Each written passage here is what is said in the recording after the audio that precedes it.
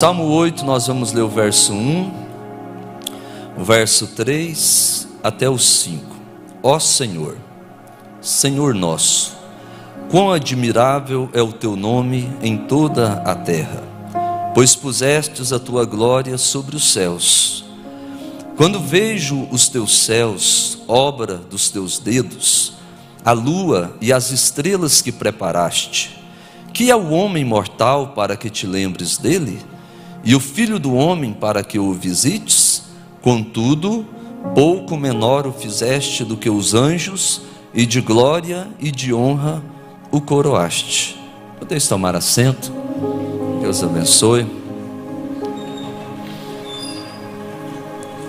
Nós estamos na presença de Deus, amados, para uma palavra de estudo, da Sagrada Escritura, porque o que norteia a nossa vida, o que dirige os nossos passos de forma suficiente é a Bíblia, a palavra de Deus. Por isso o próprio salmista vai dizer de forma muito segura que ela é a lâmpada para os nossos pés, ela é a luz para o nosso caminho.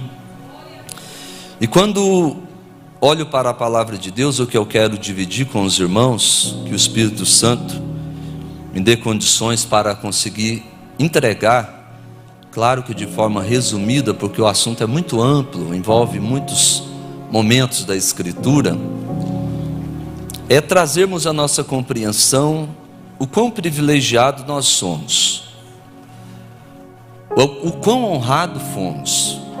Basta você observar a criação de Deus, que se nós iniciarmos do Gênesis, Deus criando todas as coisas a partir da sua palavra, a partir do seu poder, do primeiro ao quinto dia da criação, tudo que Deus vai formar, tudo que Deus idealiza, Ele o faz a partir da palavra. Ele diz: haja, e se materializava. Haja, e havia. E diferente da cultura, da sociedade nossa, que diz que aqui nada se cria, tudo se copia, e pensando humanamente falando, isso é bem verdade. Quase sempre você vai desenvolver um projeto, você vai realizar, idealizar um projeto, você se espelha a partir de uma pesquisa, Você vai lá, pesquisa, busca, como diz outro, abrir a mente, o conhecimento ali a partir de uma coisa, e começa a acontecer, daí um pouco ganha forma, e vai sendo aperfeiçoado, vai sendo desenvolvido. Mas em Deus não. Deus, no seu poder, na sua onisciência, onipotência, do nada Ele trouxe tudo à existência. É o Deus Elohim, é o Deus Criador. A terra sem forma, vazia, o Espírito de Deus pairava sobre a face das águas. E olha que num primeiro momento nós estamos pensando só nisso aqui, nessa terra que conhecemos. Mas vamos para João capítulo 1, vai dizer que no princípio era o verbo estava com Deus, o verbo era Deus, que todas as coisas foram feitas por Ele, e é todas, não é as coisas foram feitas, não, é todas as coisas foram feitas por Ele, e nada do que foi feito sem Ele se fez. Ele não dependeu de um croquis, Ele não dependeu de uma ideia vinda de outra, e não. Ele ordenou e logo tudo se fez.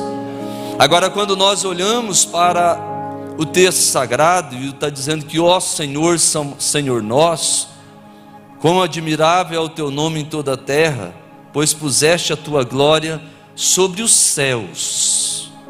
Os céus. Se a gente olhar lá para o Salmo de número, eu quero ler com os irmãos, vamos ali conferir se é o 148, eu quero só uma leitura. Eu gosto de usar a Bíblia, mas esse púlpito inclinado, ele nos dá uma dificuldade. E não é o daqui não, tá? O nosso lá também é assim, senão vai entender que está falando do púlpito daqui, não é isso não. Mas é porque as marcações se perdem, E aí você tenta fugir, você está segurando os papéis, vamos, é só as marcações. Salmo 148, abre aí para você ver, irmãos. Vamos pensando junto aqui, discorrendo a palavra.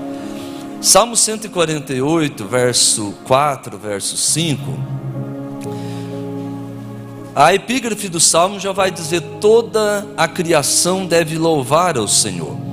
O verso 4 vai dizer: louvai-o, louvai-o, ou seja, ao nosso Deus Criador, o Elohim. Céus dos céus. Entendemos que quando nos aplicamos a céus dos céus, porque nós temos o nosso céu atmosférico, que é esse céu que você olha para cima e pode vê-lo. É quando você olha para cima e pode contemplar as nuvens. Você olha para cima e pode contemplar à noite a lua. Você pode contemplar as estrelas. Você olha e pode contemplar o sol. Mas aqui, o salmista, revelado pelo Senhor, porque ele falava de uma coisa que a ciência ainda não havia sequer desenvolvido para interpretá-la, para entendê-la, mas revelada pelo Espírito de Deus, inspirado que estava, ele vai referendar os céus dos céus. Um céu que a visão humana não pode prescrutar. Uns céus que os olhos humanos não podem alcançar, que a mente humana não pode decifrar, por mais que a ciência se evolua, por mais que a tecnologia seja aprimorada, o homem ainda conhece muito pouco do universo e de tudo que foi criado. Muito, muito, muito pouco. Olha o que o verso seguinte vai dizer: louvai os céus dos céus e as águas que estão sobre os céus. Separamos aqui sobre de sob. Sob é que está embaixo. Sob são as águas dos nossos rios. Sob são as águas dos nossos mares. Sob são as águas dos nossos oceanos. As águas que estão sob o céu. Está aqui. Agora aqui o salmista está falando das águas que estão sobre os céus. Estrutura essa, natureza essa, criação essa, que está sobre o perfeito, completo e suficiente domínio de Deus. Como assim, pastor? Veja o verso 5: que louvem o nome do Senhor, pois mandou e logo foram criados. Então o Senhor veio moldando, veio dando forma, veio estruturando todo o universo. E aqui é só uma introdução para irmos ao tema daquilo que Deus nos deu, mas a gente precisa entender o que somos. Eu me recordei hoje à tarde, enquanto estudava, uma ilustração muito singela, muito pequena, mas eu me recordava do nosso pastor Enivaldo, por um detalhe específico do seu nome. Muitos aqui talvez não saibam o nome do pastor Enivaldo, meu amigo do coração, por quem tenho tanta estima. Mas o nome do pastor Enivaldo é Enivaldo da Silva, o quê? Só. Parece que teria que ter a pergunta, né? Alguém ia falar assim: como que é seu nome? Enivaldo da Silva. E alguém ia falar: só? Ele: só. Porque tem um só lá. Enivaldo da Silva, só. Só. Parece que o nome de cada um de nós, irmãos, nós vivemos um tempo, e é isso que o Espírito trouxe ao meu coração, e eu quero, de forma muito singela, de uma forma muito amena, dividir com você, para pensarem comigo. Quando Jesus foi lavar os pés de Pedro, porque o texto está dizendo aqui: quando vejo os teus céus, obra dos teus dedos, a lua e as estrelas que preparastes. Aí ele faz uma pergunta muito profunda, muito intensa, quando ele pergunta e diz: que é o homem mortal para que te lembres dele? E o filho do homem para que o visites, além de lembrar e ter com ele, visitá-lo. Só vai visitar o homem. que ele representa no contexto da criação? Porque tem hora que parece que a gente se enche de uma soberba, de uma altivez. A gente começa a pensar de si próprio mais do que é. Em troca desse sentimento, por vezes equivocado, de grandeza, de altivez, a gente se machuca, a gente se fere, a gente se agride, a gente se empobrece nos relacionamentos, a gente se diminui na expressão daquilo que foi manifesto, que foi colocado em nós, a partir do próprio Deus, que quando nos forma no 6º dia da criação, nos primeiros 5 dias, Deus termina um dia de criação, e termina o versículo dizendo assim: viu Deus que aquilo que fizera era bom. Mas no 6º dia da criação, quando Deus vai formar o homem, vai formar a mulher, esses que de forma muito clara são o ápice, a coroa da criação de tudo que Deus formara e fizera, parece que Deus se afasta agora um pouquinho só, e começa a observar tudo que fizera, e com o homem e a mulher agora no meio do jardim, o texto vai dizer do 6º dia da criação: e viu Deus que aquilo que fizera era muito bom. O homem coroou o que Deus fizera, o homem deu um plus a mais em tudo que fora feito. Só que às vezes a gente esquece disso, a gente deixa de buscar assemelhar-se a Ele, entender a grandeza do que Ele fez por nós.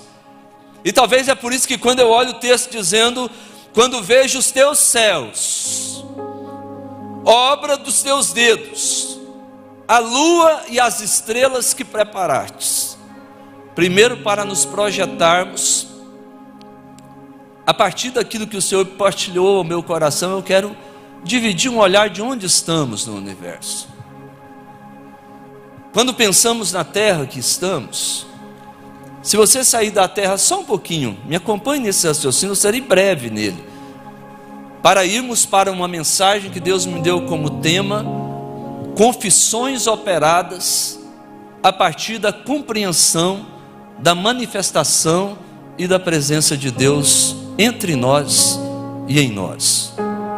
Confissões operadas a partir da manifestação, da compreensão da presença de Deus em nós e entre nós. Quando a gente pensa aqui, parece que tão grande, tão expressivo. Se você sai da terra e pensa num contexto de universo, nas estrelas que Deus fizera, você sai daqui da terra só um pouquinho e se projeta a partir do sol, o nosso astro brilhante que nos aquece, que nos dá o calor para a vida. O sol, irmãos, pensando em diâmetro, na medida do globo solar, é 109 vezes maior do que a Terra. A gente olha daqui, mais ou menos a mesma coisa, está ali, está logo aqui.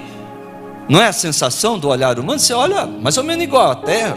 Não, irmão, quando você vai para o estudo dos astros, a partir daqueles que o fazem, pensar no diâmetro do Sol, ele é 109 vezes maior do que a Terra.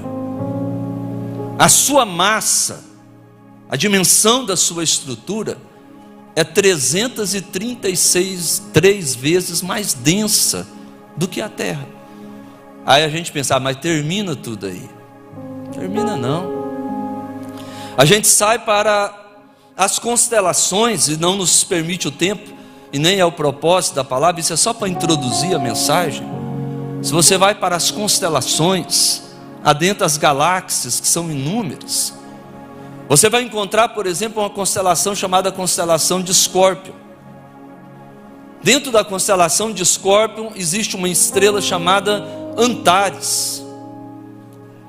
Antares, se você observar, até volta, eu quero voltar um pouquinho antes de Antares.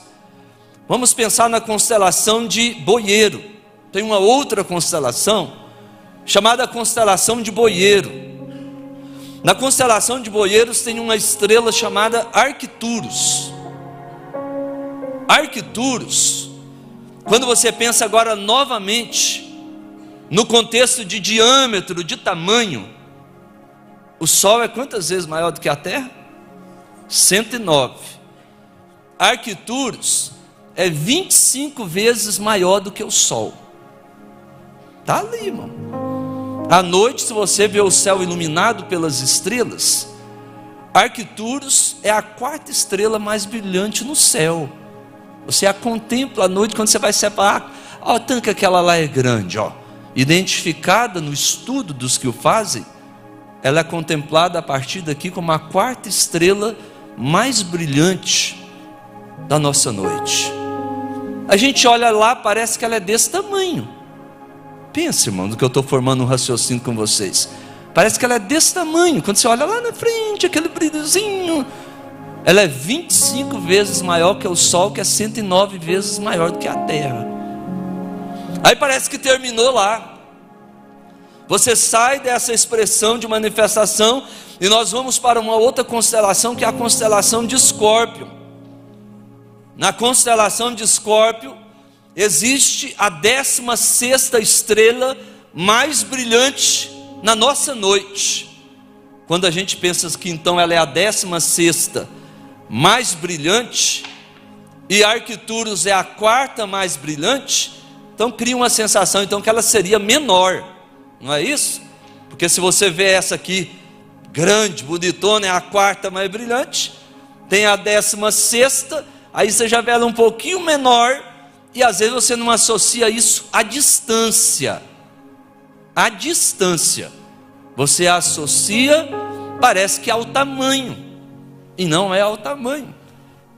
A estrela Antares, irmãos, a constelação de Escorpião, é uma supergigante vermelha, 800 vezes maior do que o Sol. Parece ficção, não é, irmãos? Parece história de gibi. Fala, isso não é real. Como pode ser isso? Que aí no universo, na galáxia, de tudo que Deus fez, a Bíblia diz que Deus chama a cada estrela pelo nome, conhece cada uma delas. Quando a gente olha a partir de Isaías dizendo que Deus mede os céus com o palmo da sua mão. Você consegue entender isso? Pastor André, um dia num culto nosso aqui de festividade, ele não sabe que eu observei isso, mas eu observei uma expressão dele. A gente estava aqui adorando, e o culto acontecendo, um dá glória a Deus aqui, outro dá aleluia lá, um fala daqui, outro fala de lá, e de repente ele abriu a boca dele ali e deu um brado de louvor a Deus, só que ele não falou glória a Deus e nem aleluia.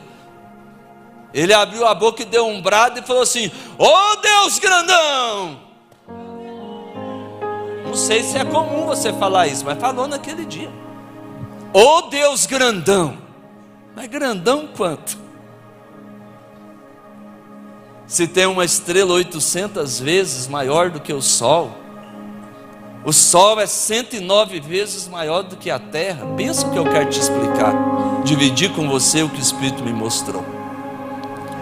Numa escala de proporção de medidas como essa, irmão, de medidas como essa, a Terra é invisível, irmãos. A Terra não existe. Que olhando daqui para lá a gente vê assim, mas olhando de lá para cá nós sumiu no universo. A Terra não está lá para ser contemplada. Agora dentro da Terra estou eu e você, que às vezes temos que entender demais o Anivaldo da Silva só, porque talvez a expressão para nós das confissões operadas mediante a manifestação da presença de Deus em nós ou junto a nós é entender aquilo que Abraão entendeu. O que foi, pastor, que Abraão entendeu?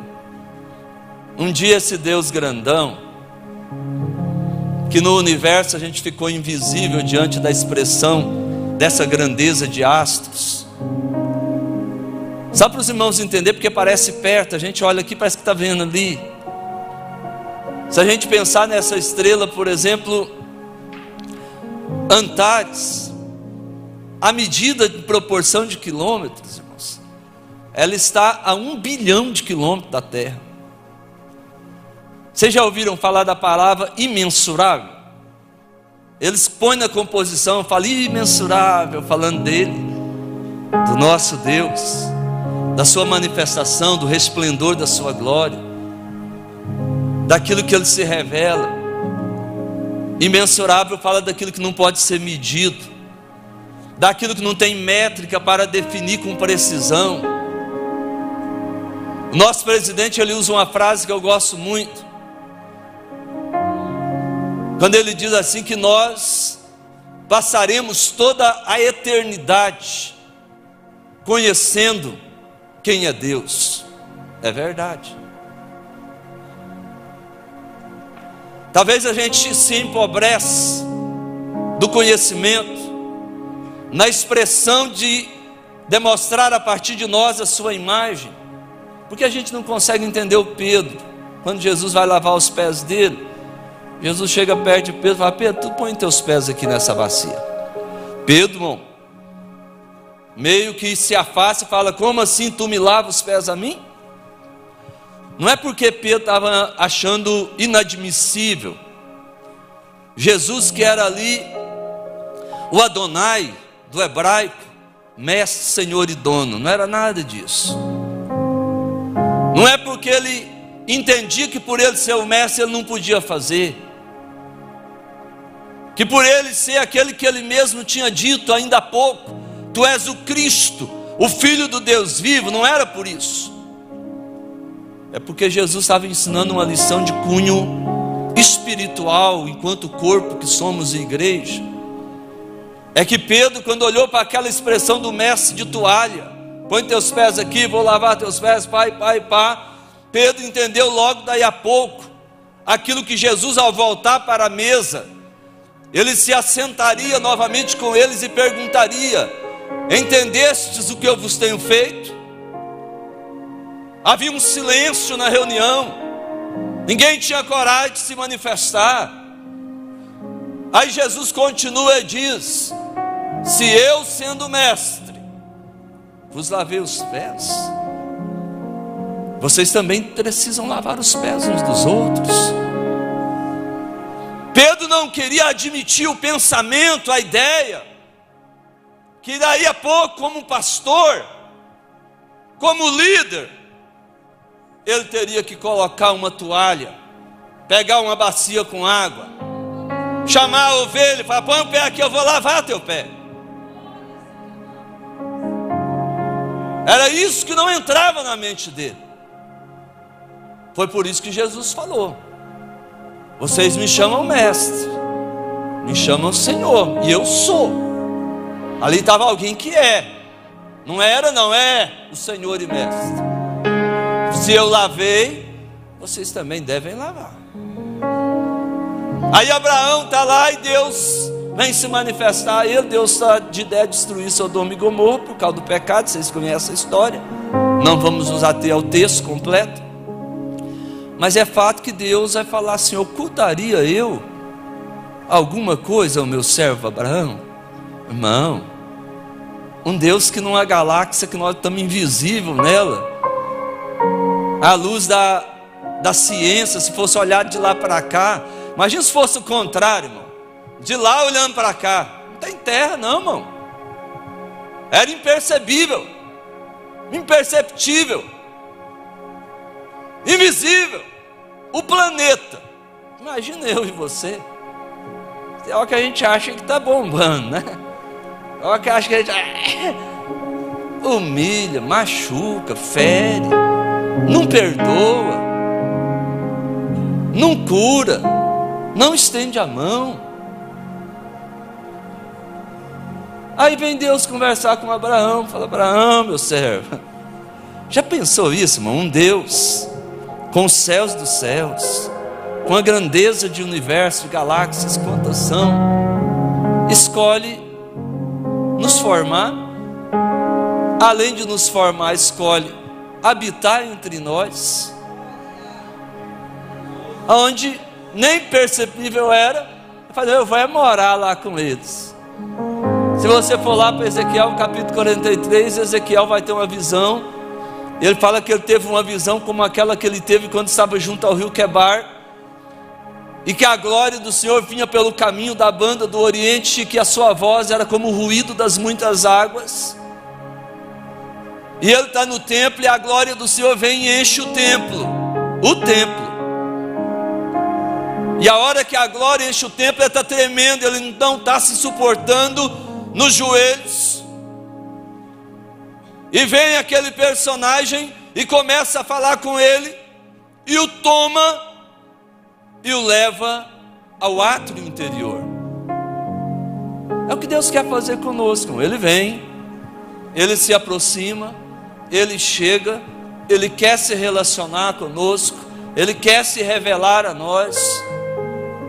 Mas é um manifestar e um revelar que ao receber precisa ser exercitado, precisa ser desenvolvido daquilo que recebemos. E Deus fala com ele. O que é que Deus vai falar com ele? Um Deus que então o universo é tão grande, ocupa tanto espaço, está em tantos lugares. Um Deus que vai dizer que ele conta todas as estrelas, chama elas pelo nome. Um Deus que com seu palmo mede os céus. Um Deus que pega os oceanos na concha da sua mão. Agora ele vem e parece que fala assim: eu quero estar com vocês. Ele vai falar para Ezequiel e diz: Ezequiel, na onde? No santuário. Eis que eu estabeleci aqui o meu trono, firmei aqui a planta dos meus pés. Espera aí, irmão, estabeleceu o trono, então tem o trono dele no santuário. Firmou a planta dos pés, então fala de presença. Já aí nos alegraria, mas ele vai adiante e declara algo extraordinário, quando ele diz: para que eu esteja para sempre no meio do meu povo. Sabe como pode celebrar o nome dele pela sua presença? Adore o nome dele. Agora vem esse Deus grandão conversar com Abraão. Gênesis 17:1, ele manifesta a ele e diz: Abraão, eu sou o Deus Todo-Poderoso, anda na minha presença e ser perfeito. E a relação foi sendo estruturada, irmão. O Senhor ordenou e Abraão praticava. O Senhor dava a ordem, vai, sem conhecer para onde ia, ele foi. E aquilo foi sendo aprofundado, e aquilo foi sendo desenvolvido. Chega um momento que agora Deus quer decidir coisas para esse plano terrenal, e agora Deus não quer fazer sem falar com ele, porque havia um relacionamento. Ele vai se perguntar: ocultaria eu alguma coisa ao meu servo Abraão? Aí ele vem: Abraão, ô Abraão, vem cá. Imagina Deus, irmão, vou destruir Sodoma e Gomorra, vou mandar fogo, chove, pá. Abraão já tinha um elo de intimidade, irmãos. Tanto é que aqui no Gênesis é o servo.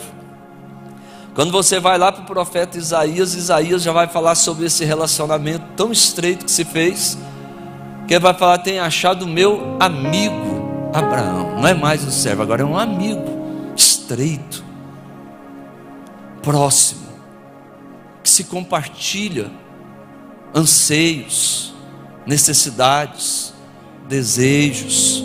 E diga de passar, talvez a gente está muito cheio de desejos e anseios, e abrindo mão das necessidades, daquilo que realmente precisamos, dependemos, porque nem sempre o que ansiamos é o que precisamos. Agora o Senhor bem conhece o que necessitamos. Quando o Senhor fala: vou destruir, Abraão fala: Senhor, destruiria tu o justo com o ímpio? Abraão já estava mais ou menos dizendo assim: Senhor, eu já conheço a ti, Eu sei que a tua balança é uma balança de justiça, de equidade. Tanto é que ele pergunta para ele: porventura, não faria justiça o juiz de toda a terra? Ah, irmão, tem uma balança aqui desse mundo, uma justiça falha, equivocada, distorcida, parcial, desequilibrada, mas a de Deus não. A de Deus, basta você lembrar de Daniel, quando Belsazar está ali com os utensílios do templo que foi levado de Jerusalém, e fazendo uma bagunça, uma algazarra ali com seus convidados, e olha que era o rei,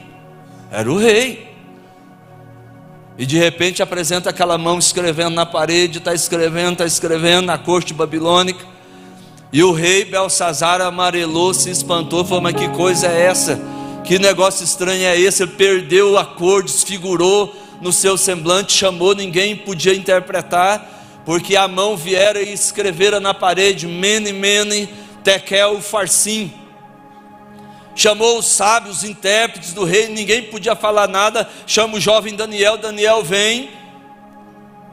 A partir daquilo que Deus lhe dá, Daniel interpreta. Qual foi a interpretação que Daniel deu?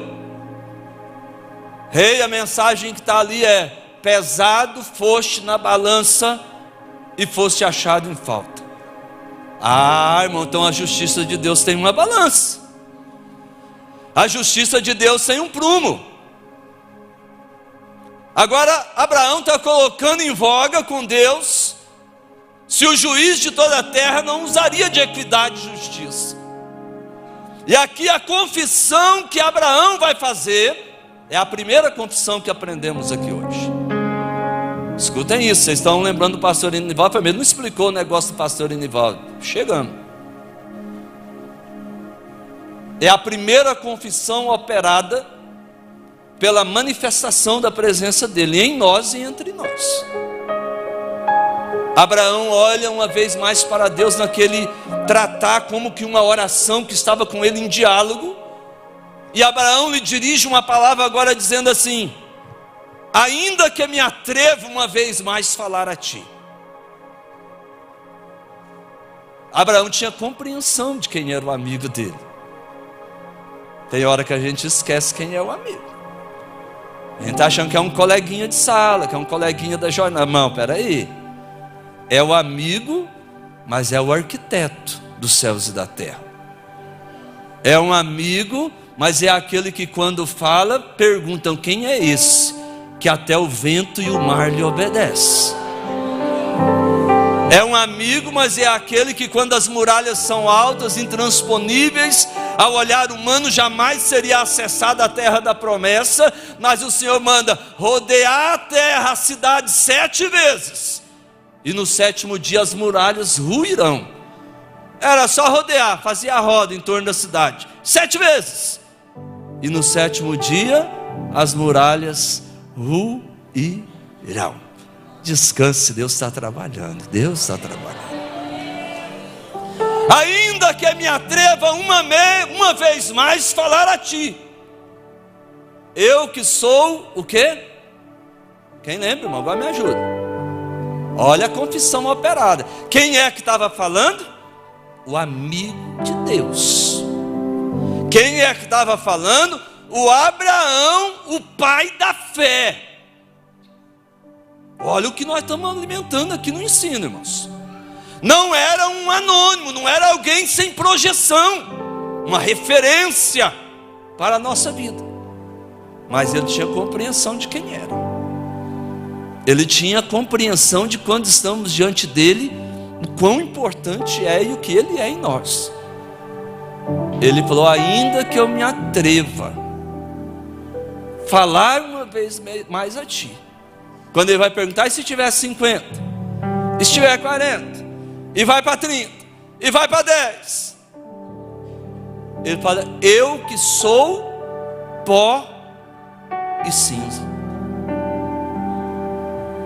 Nosso nome tinha que ser esse, irmão. Enivaldo da Silva só.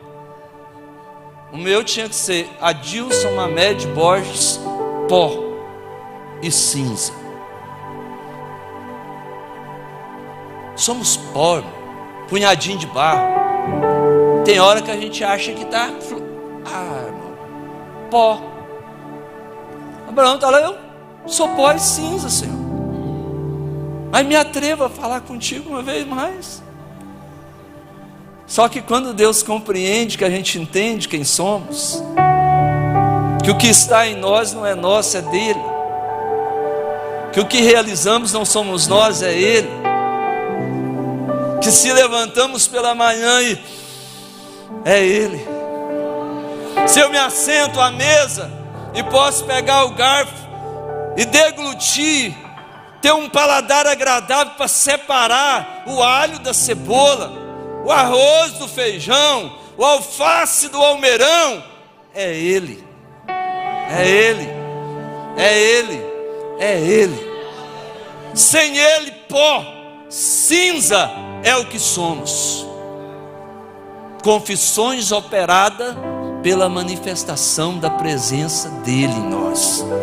É ele que está dizendo, o salmista aqui, que é o homem mortal para que te lembre dele, e o filho do homem para que o visite. Aí vem Deus visitar. Vamos a outra manifestação. Eu quero dividir com vocês. O tempo está acabando, né, irmão? Nós vamos ficar na introdução aqui. Isso aqui vai para de noite adentro, né? Vamos para mais um aqui. Outra manifestação importantíssima da presença. Nós poderíamos lembrar, por exemplo, de Jó. Quando eu falo que Deus gosta de se relacionar, para reforçar sua compreensão disso, relacionou com Abraão ao ponto de se tornar amigo, ao ponto de compartilhar com ele as decisões que seriam aplicadas aqui no plano terrenal, ao ponto de ouvi-lo e decidir que se pelo menos 10 tivesse, não destruiria.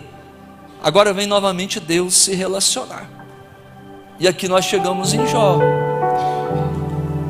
Você inicia o livro de Jó, a Bíblia começa dizendo que havia na terra de Uz um homem chamado Jó. Em um determinado momento o inimigo vai diante de Deus, e Deus quer manifestar o que ele é em nós. Para isso ele vai dar testemunho de alguém, e ele pergunta para ele: tu tem visto o meu servo Jó? Porque não há ninguém na terra semelhante a ele, homem reto, sincero, temente a Deus e desviando-se do mal. Desviando está no tempo presente, está em exercício, irmão. O crente, ele está sempre na ativa, irmão. Ele está sempre em exercício. E aqui quem está dando testemunho de Jó não é o sacerdote, não é o profeta, não é o vizinho, não é o fazendeiro do lado. Quem está dando testemunho dele é Deus. Tem visto o meu servo Jó? Ah, irmão, que coisa maravilhosa é isso aqui. Parece que Deus, se podemos assim, chega a ser um forçar o texto, mas eu quero falar, porque quando a gente vai falar de alguém leal, de alguém companheiro, de alguém que a gente se agrada, parece que a gente enche a boca, né, para falar. Parece que eu vejo Deus assim com aquele orgulho santo, falando: tem visto o meu servo Jó? Não tem ninguém na terra igual a ele, não tem. Quem está falando é Deus, porque não há ninguém na terra semelhante a ele. Homem reto, sincero, temente a Deus, que se desvia do mal. Aí a gente conhece a história de Jó. Não posso entrar aqui que o tempo não permite, a gente tem só 5 minutinhos. Vai acontecer tudo aquilo na vida de Jó. Ele vai perder os gados, as ovelhas, vai perder todos os seus filhos, mas a fé está em exercício. Raspa a cabeça, se assenta na cinza, sacos. Recebemos o bem do Senhor, não receberíamos o mal. E o texto vai dizer: em tudo isso não pecou Jó, nem abriu a sua boca. Quando perde os filhos, após novamente o inimigo vem até o Senhor. E eu acho isso aqui extraordinário, porque se vocês observarem o texto na profundidade do que entrega, vocês vão ver que depois de ter perdido os bens, a maior riqueza que eram os filhos, novamente o inimigo vem à presença de Deus, e o Senhor vai perguntar de novo: tem visto o meu servo Jó? que mesmo tu tendo me incitado contra ele, ainda retém a sua sinceridade.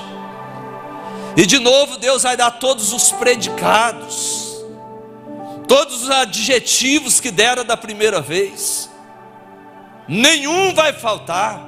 Novamente Deus vai falar: homem reto, sincero, temente a Deus e desviando-se do mal. Mas também toca na sua carne, você vê se não peca. Tocou, vocês conhecem a história. Jó vai para cinza, pega um caco de telha, chagas malignas do alto da cabeça à planta dos pés. A dor era tão grande, era tão intensa, que seus amigos Elifas, Bildade e Zofar, melhor dizendo, Elifas, Bildade e Zofar, vai visitar Jó sabendo do seu cenário, da situação que ele estava. E o texto sagrado vai dizer que quando eles chegaram ali para ter com Jó, que eles viram que a sua aflição era tão grande, era algo tão intenso, tão difícil, que eles se assentaram com ele e ficaram uma semana sem lhe dirigir uma palavra, por tão grande que era a sua dor. Vocês conseguem entender isso, irmão? Elifas, Bildade e Zofar se assentam, Jó está ali na cinza, caco de telha rapando as chagas, tirando aquilo tudo.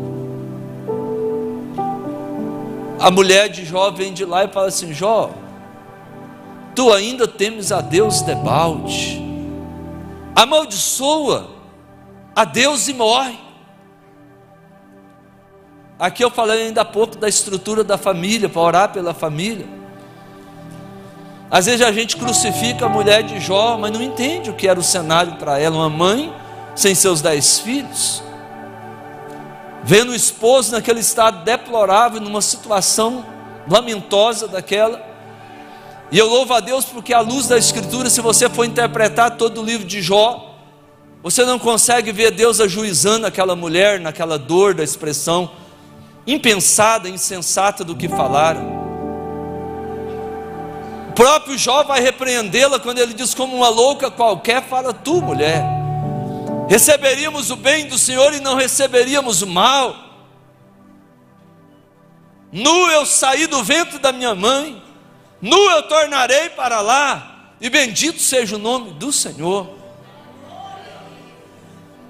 Irmão, mas aquilo continuava. Daí a pouco os amigos de Jó, que ficaram em silêncio uma semana, agora já não entendi a cena. No capítulo seguinte, Jó vai amaldiçoar o dia que nasceu. Vai passar talvez mais de 20 capítulos ouvindo repreensões. Alguém vai chegar a acusar Jó que ele tinha que confessar o seu pecado, que aquilo não era sem causa, quando não havia pecado cometido. Quantas vezes, às vezes a gente passa por isso. Alguém quer atribuir a aflição de um justo, uma situação lamentosa, de perdas, de desemprego, de doenças, a falta de uma confissão, ou fazer juízo sobre alguém, e peca precipitadamente por não compreender os desígnios de Deus. Aí lá na frente, novamente, tem um quebrantamento. Eu quero concluir ali lendo com vocês. Vamos lá no livro de Jó, só um pouquinho, para entender a confissão de Jó, e nela nós estaremos concluindo. Vamos lá em Jó 42. O Ministério de Louvor pode vir.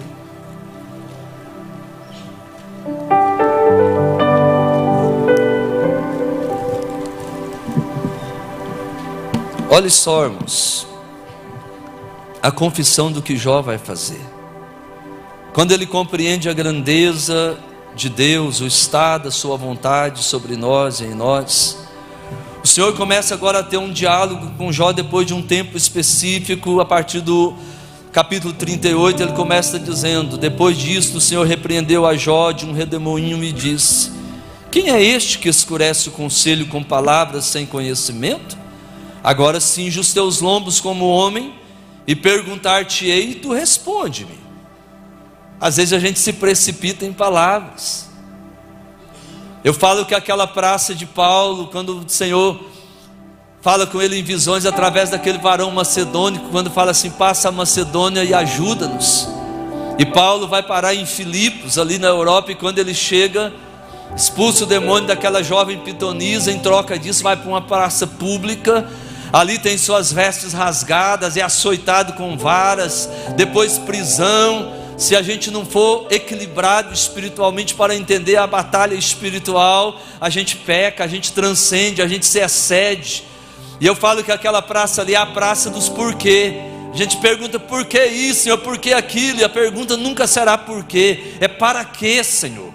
Qual é o propósito desse aprendizado? Qual é o propósito desse deserto, desse estado da minha vida? Porque tudo na vida do crente, a partir da vontade de Deus imperativo, é pedagógico, é para ensinar, é para instruir, é para direcionar a vida do crente. Jó vai entender isso aqui agora. Concluo para adorarmos. Quando no capítulo 40 ele vai perguntar: respondeu mais o Senhor a Jó e disse: porventura o contender com o Todo-Poderoso é ensinar? A gente quer contender com Deus, questionar o seu querer, a sua vontade, porque acha que já o conhece demais. Aí no capítulo 42, olha que nós leremos junto. Então respondeu Jó ao Senhor e diz: quebrantado, arrependido, já curado, e muito mais do que do corpo, agora a cura já estava na alma, a cura já estava no espírito, estava dentro, porque do nada adianta ter o corpo físico curado e a alma enferma, o coração enfermo.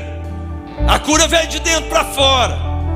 E agora ele vai falar com Deus, e começa declarando sobre a grandeza, na segunda confissão de 7 que trataríamos.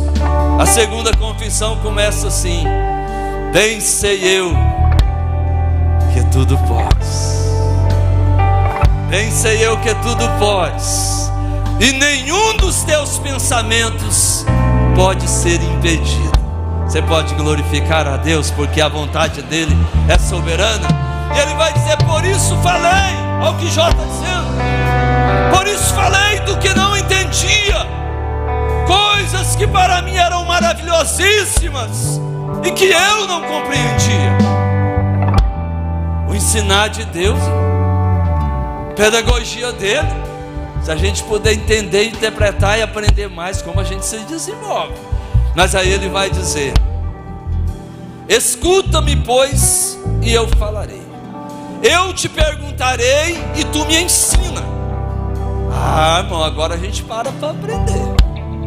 A hora que os olhos se abrem, a hora que a mente se esclarece, a gente vai parar para aprender. E olha que coisa linda que vai dizer Jó: com o ouvir dos meus ouvidos ouvi, mas agora te veem os meus olhos.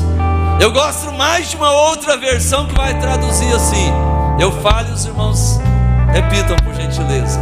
Olha o que Jó vai falar: antes eu te conhecia, diga, antes eu te conhecia só de ouvir falar, mas agora os meus olhos te veem.